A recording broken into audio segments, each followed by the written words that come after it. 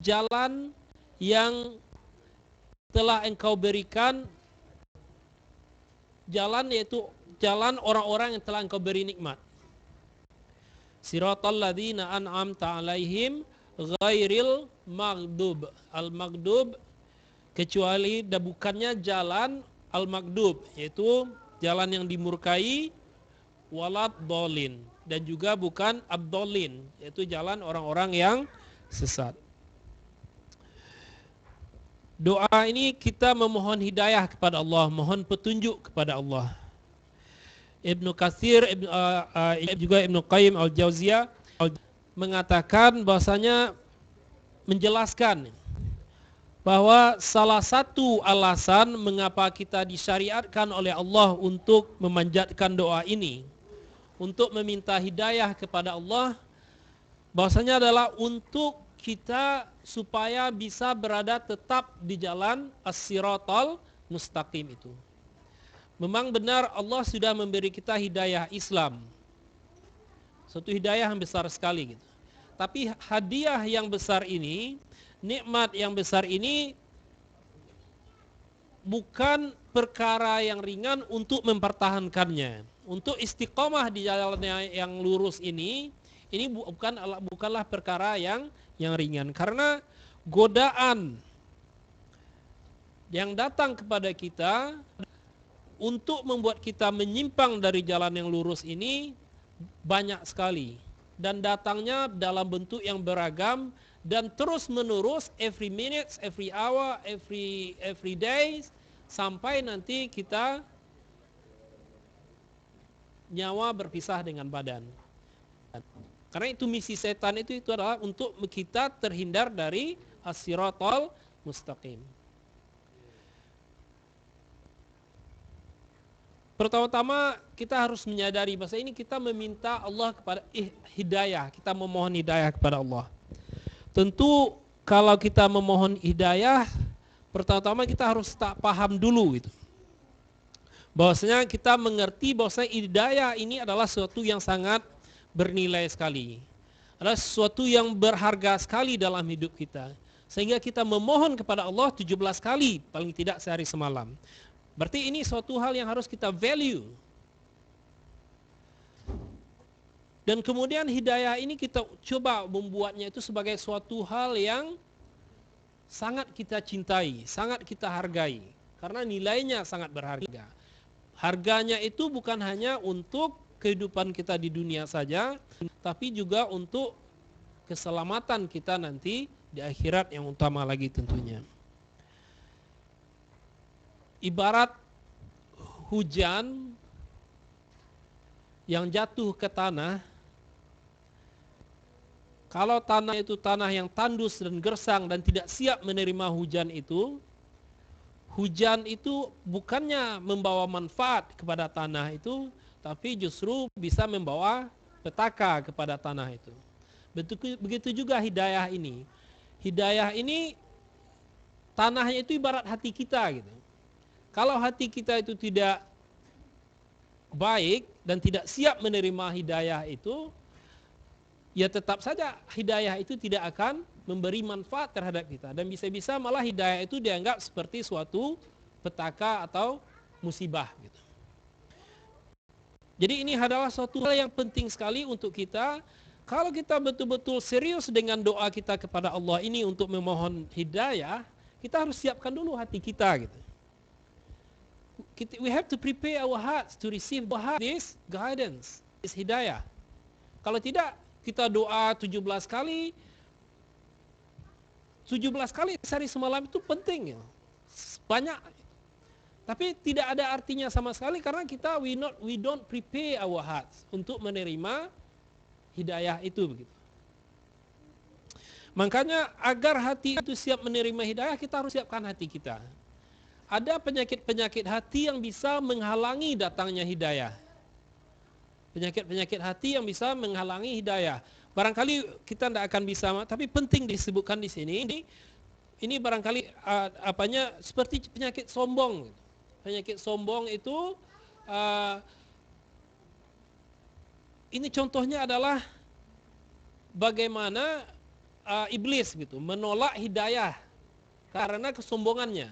Ketika diperintah oleh Allah untuk sujud kepada Adam, iblis ini menolak karena merasa dirinya lebih baik.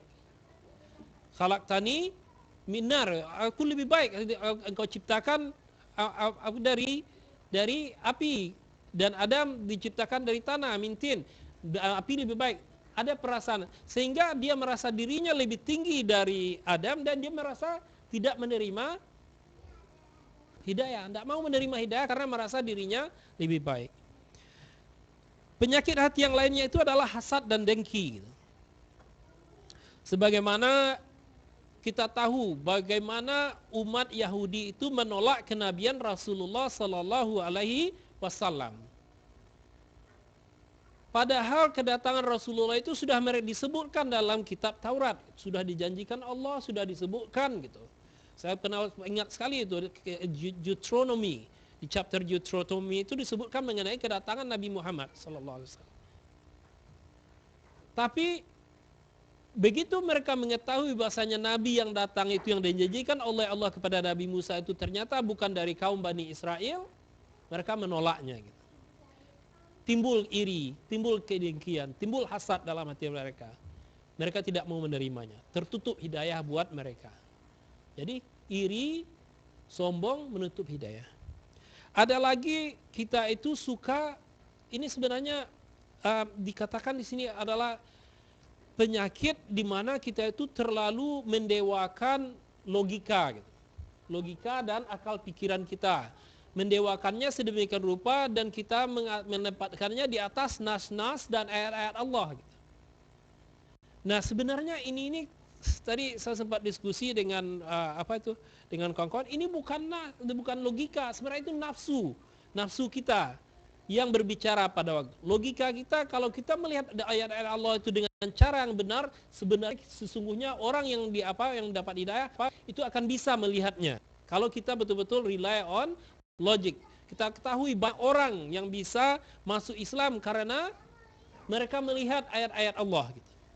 Karena mengandalkan logika. Tapi Allah mengatakan fa illam yastajibu lak, mereka itu tidak mau menerima ajakan engkau ya Muhammad, fa'alam annama yattabi'una ahwa'ahum. Mereka itu tidak mau menolaknya bukan karena apa-apa, karena mereka cuma mengikuti hawa nafsu mereka saja. That's all. It's not the logic. Karena kalau logik mereka yang kita salah satu alasan datangnya hidayah itu justru melalui logik itu. Tapi nafsu mereka lebih menguasai logik itu. Untuk dapat menerima hidayah ini hati kita itu harus ikhlas. Harus ada keikhlasan dari hati kita. Kita melihat salah satu penyebabnya itu adalah hati yang tidak ikhlas, penyebab terhalangnya hidayah. Yaitu di mana kita itu sering melihat Islam dari sudut pandang dan dari pakaian yang kita dari jaket yang kita pakai gitu.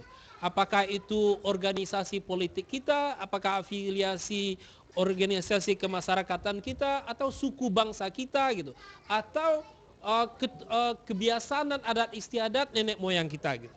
Ini sering kita jadikan sebagai excuse karena Islam kita lihat dari kacamata ini gitu, bukan dari kacamata hati yang jernih, hati yang ikhlas, tapi kita memakai standar suku bangsa kita gitu. Oh, saya orang Minang, jadi harus mengerti memahaminya Islam melalui culture dan adat istiadat Minang. Kalau yang lain salah gitu. Tidak harus seperti itu. Justru dengan cara seperti itu kita mengerdilkan Islam itu sendiri. Islam itu justru adalah untuk agama seluruh umat manusia. Kalau kita melihatnya dari kacamata Indonesia atau dari kacamata Minangkabau, dari kacamata Jawa, kacamata Sunda, justru kita sebenarnya mengecilkan Islam, membuat hidayah itu akhirnya tertutup pada.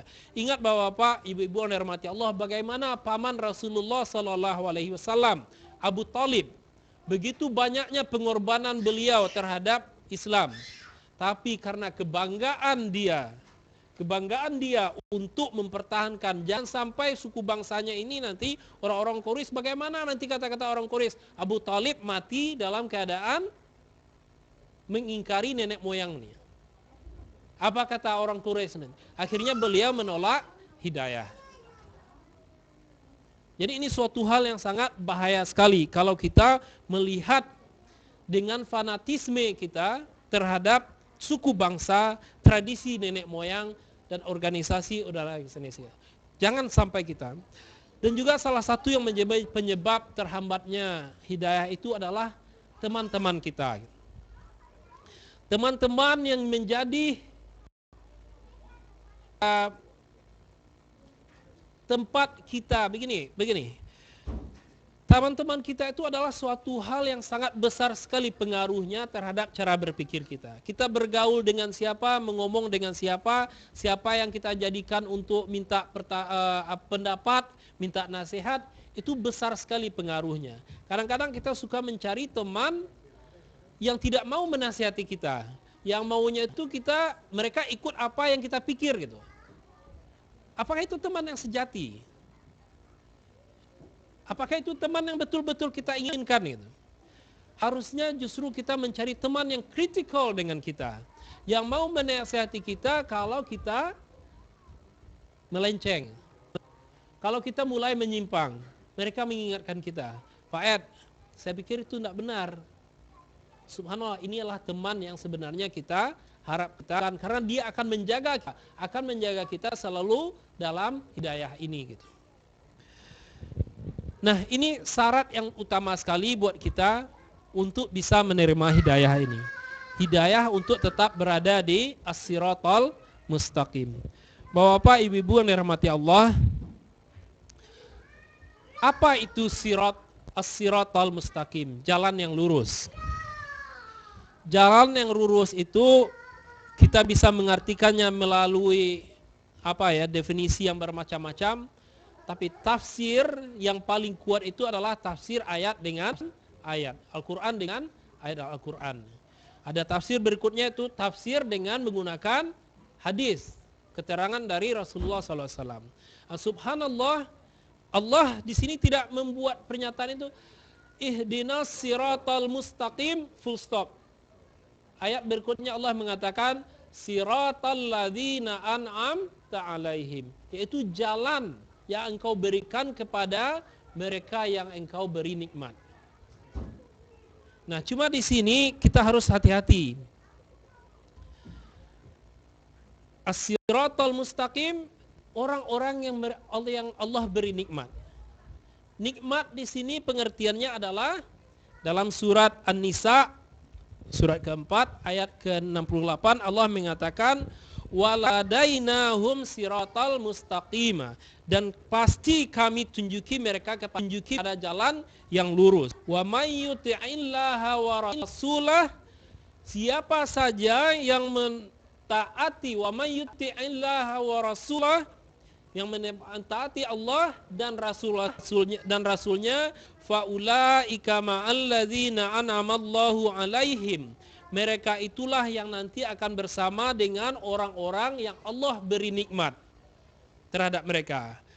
Minan nabiyyin, dari kalangan para nabi, wassiddiqin, dari para kalangan as-siddiq, dan wassuhada, dari kalangan para suhada, wassolihin, dan dari kalangan orang-orang yang soleh.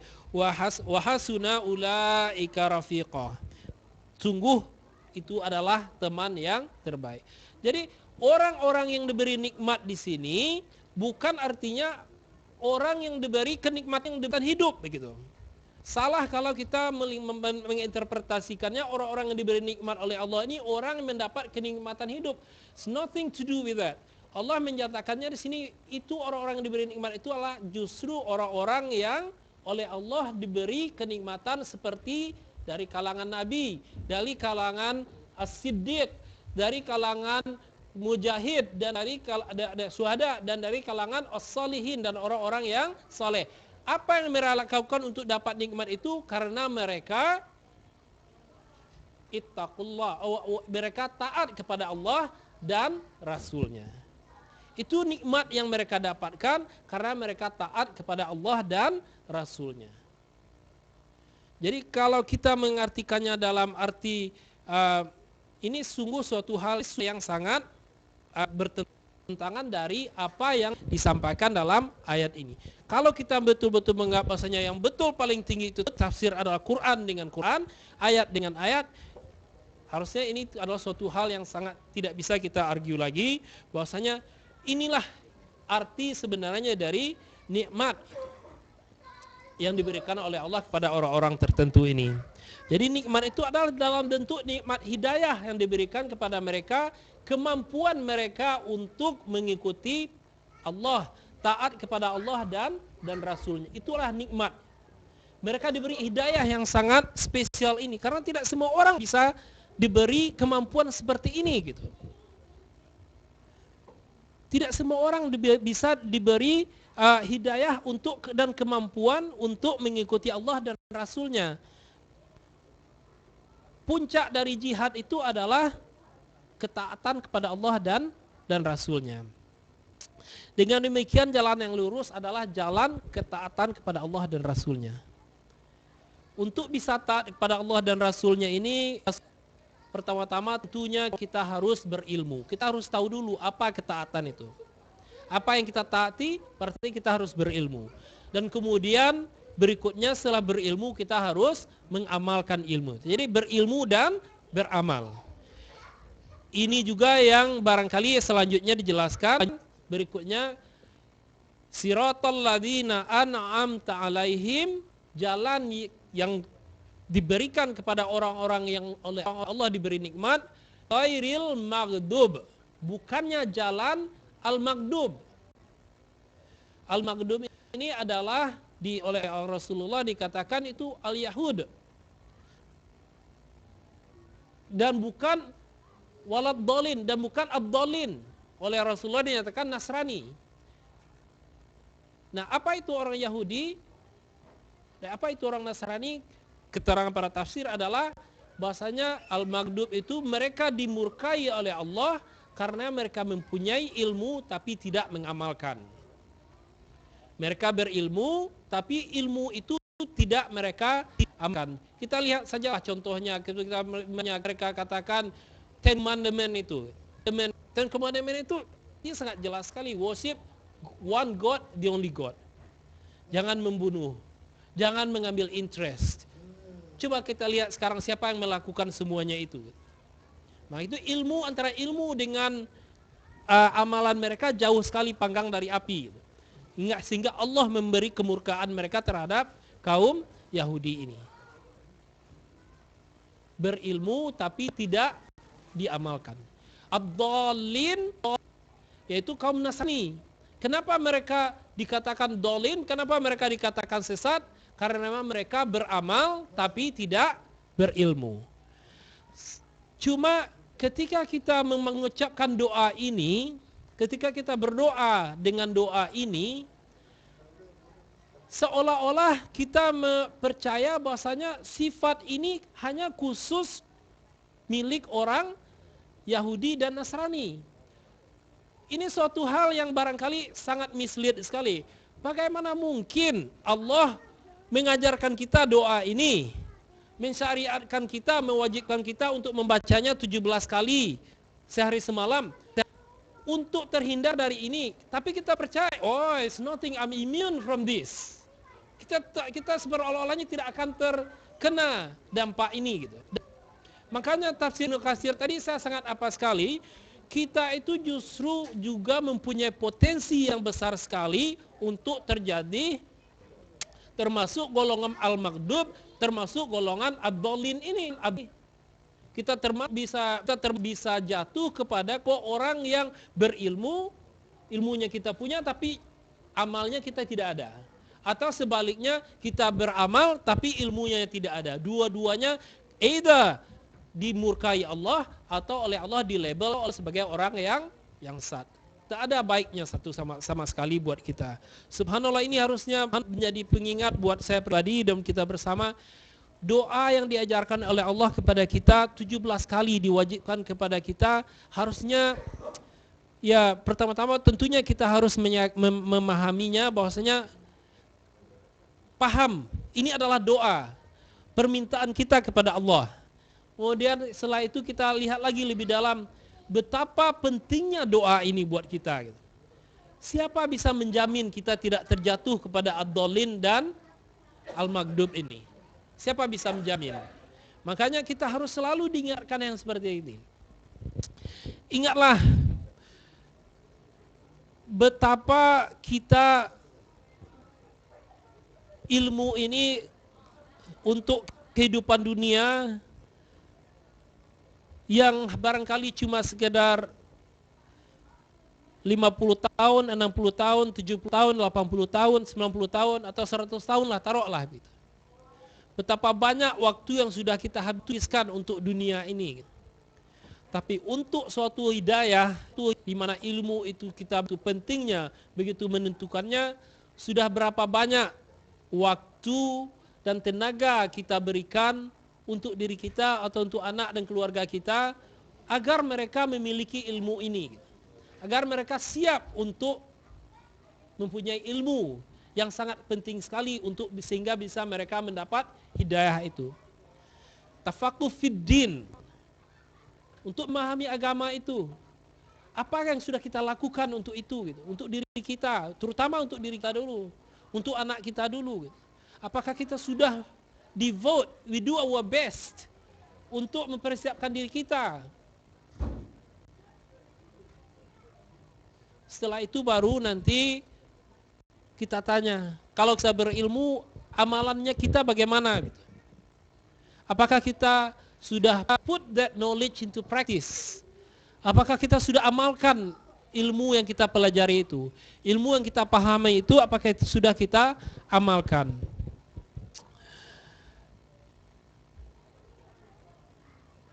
Satu lagi yang harus kita pahami di sini juga mengenai jalan yang lurus ini, bahwasanya jalan yang lurus itu hanya ada satu. Hanya ada satu jalan yang lurus. Ini bukan kata saya. Ini adalah kata dari Rasulullah SAW.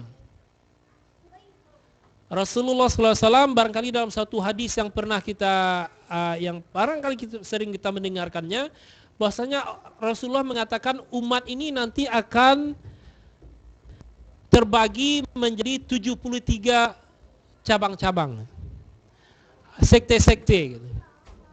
Tapi hanya satu yang selamat. Berarti jalan yang selamat itu cuma satu gitu. Allah sendiri mengatakan hal yang sama gitu. Sekali lagi ini Allah mengatakan hal yang sama, maksudnya jalan yang lurus itu cuma ada satu, bapak-bapak, ibu-ibu. Dalam surat Al-An'am ayat 153 Allah mengatakan wa anna hadza siratal mustaqima fattabi'uh, dan bahwa inilah jalanku, jalan yang lurus itu, ikutilah. Wala tattabi'us subula fatafarraqa bikum an sabilih dzalikum wassaqum bihi la'allakum tattaqun. Bahwa yang kami perintahkan ini, inilah jalanku. Perintah Allah ini, taati itu, itulah jalan yang lurus. Dan maka ikutilah jalan tersebut. Fattabi'uh. Dan janganlah kamu mengikuti jalan-jalan yang lain. Berarti jalan-jalan yang lain itu jangan diikuti. Karena jalan-jalan itu akan mencerai-beraikan kamu dari jalannya. Dari jalannya Allah. Jalan-jalan yang lain itu mencerai-beraikan kamu dari jalannya Allah. Yang demikian itu diperintahkan Allah agar kamu benar-benar bertakwa. Jadi jalan yang lurus itu cuma ada satu, Bapak, Ibu yang dirahmati Allah. Hanya jalan Allah. Hanya jalan nabinya Rasulullah SAW. Ini dipertegas lagi oleh penafsiran ayat ini oleh Allah Rasulullah SAW. Ini oleh Allah ayat ini oleh Rasulullah SAW, ayat ini ditafsirkan lagi dengan hadis yang diriwayatkan oleh sahabat Abdullah bin Mas'ud radhiyallahu anhu. di mana beliau menceritakan suatu ketika Rasulullah SAW pernah membuat satu garis lurus. Rasulullah SAW pernah membuat satu garis lurus, kemudian beliau berkata, inilah jalan Allah. Kemudian beliau membuat garis lainnya di samping kirinya, di samping kiri dibuat jadi garis lurus, kemudian dibuat lagi garis lurus kiri, garis lurus banyak gitu, kemudian di samping kanan dibuat lagi garis-garis yang angle gitu. Kemudian Rasulullah bersabda, ini adalah jalan menyimpang. Di setiap jalan tersebut ada setan. Setiap jalan tersebut ada setan yang menyuruh kepada jalan yang menyimpang itu. Hadis riwayat Ahmad. Jadi cukup jelas sekali di sini bahwasanya kita berdoa kepada Allah untuk ditunjuki jalan yang lurus. Mari kita siapkan hati kita, pertama sekali untuk bersiap-siap menerima hidayah ini. Kita siapkan hati kita. Karena kalau hati kita tidak siap, hidayah datang tidak ada manfaatnya. Malah hidayah itu bisa menjadi petaka buat kita.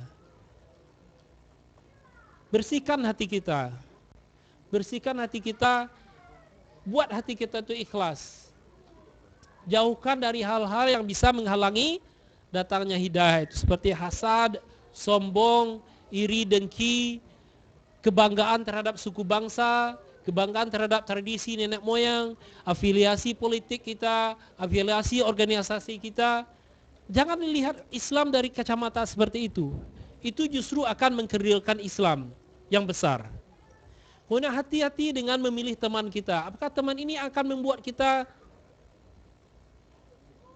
bisa mempertahankan akidah ini? Apakah teman itu yang bisa membuat kita remain istiqomah di jalan yang lurus ini? Atau cuma sahabat yang hanya cuma sekedar mau menyenangkan hati kita? Hati-hati dengan memilih teman itu. Jadi siapkan diri kita, dan mari kita semuanya sama-sama memahami bahwasanya Shiratal Mustaqim itu tiada lain tiada bukan adalah jalan ketakwaan terhadap Allah dan jalan gitu ketaatan kepada Allah dan Rasulnya. Mari mudah-mudahan kita bisa menjadi dalam setiap doa kita, dalam setiap salat kita, dalam setiap rakaat ketika ayat ini kita bacakan dalam surah Al-Fatihah, mudah-mudahan kita diingatkan dengan makna dari doa ini dan betul-betul hati kita itu khusyuk memohon kepada Allah untuk diberi petunjuk. Karena tiada yang bisa menjamin kita kecuali dengan ilmu dan amal seperti yang kita apakan. Keduanya harus sejalan. Tidak bisa satu in the absence of the other. Kedua-duanya harus ada ilmu dan ada amal. Kedua-duanya. Jangan seperti kaum Nasrani atau kaum Yahudi yang ada absence dari salah satu yang keduanya. Mudah-mudahan apa yang saya sampaikan pada malam ini bisa menjadi pengingat, tazkirah buat saya pribadi, dan mudah-mudahan kita yang mendengar bisa mengambil manfaat dan pengingat buat kita bersama sehingga semakin meningkatkan ilmu kita dan iman kita kepada Allah Taala. Barakallahu li wa lakum. Assalamualaikum warahmatullahi wabarakatuh.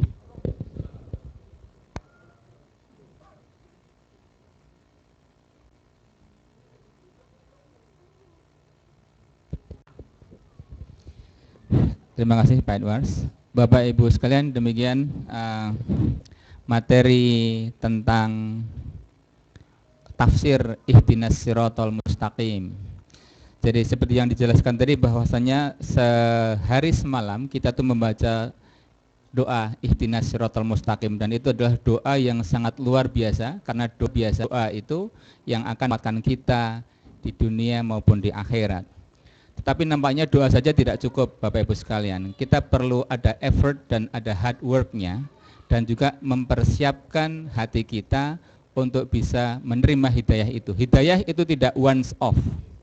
Tetapi hidayah itu sesuatu yang harus kita jaga dan harus selalu kita tingkatkan. Karena kalau tidak kita jaga maka dia bisa hilang. Nah, salah satu cara untuk menjaga hidayah itu adalah dengan ilmu dan selalu ikhlas. Maka yang namanya penyakit hati seperti halnya sombong, kemudian riya, kemudian iri, dengki, hasad, hasud dan lainnya itu harus disingkirkan dari hati kita agar yang namanya hidayah itu bisa tetap remain, stay di hati kita. Bapak Ibu sekalian, salah satu yang penting juga yang tadi sudah diingatkan adalah bagaimana biar kita bisa istiqomah dengan hidayah yang sudah Allah berikan kepada kita. Karena yang namanya hidayah itu sangat mahal harganya. Salah satunya ada dengan pandai-pandailah memilih teman. Karena teman itu, kalau kita salah memilih teman maka habislah kita. Tapi kalau kita pintar memilih teman maka kita akan selamat. Nah, teman yang terbaik itu adalah teman, kalau nasihat Nabi adalah orang-orang soleh itu, maka kumpulilah orang-orang soleh agar kita bisa ketularan solehnya. Dan masih banyak lagi tadi yang sudah diceritakan atau yang sudah diingatkan oleh Pak Ed. Tetapi nampaknya sekarang jamnya sudah sudah isya ini, jadi kita harus akhiri. Mohon maaf tidak ada tanya jawab. Insya Allah kita lanjutkan Jumat depan. Dan Jumat depan insya Allah yang akan mengisi adalah saudara baru kita, Fat Gibran, dan beliau sudah ada di sini. Dari MIIS, ya, pengajar di Paramadina ya. Oh, di LIPI. Jadi muridnya Pak Endro dan istri saya. Sekarang sudah di LIPI. Alhamdulillah, moga-moga minggu depan kita bisa dapat pencerahan baru dari Mas Fat Gibran. Beliau seorang penulis dan sudah banyak sekali buku yang ditulis. Insya Allah akan berbagi ilmu dengan kita insya Allah. Mari kita akhiri pengajian malam hari ini dengan membaca doa kafaratul majelis. Subhanakallahumma wa bihamdika asyhadu alla ilaha illa anta astaghfiruka wa atubu ilaik. Assalamualaikum warahmatullahi wabarakatuh.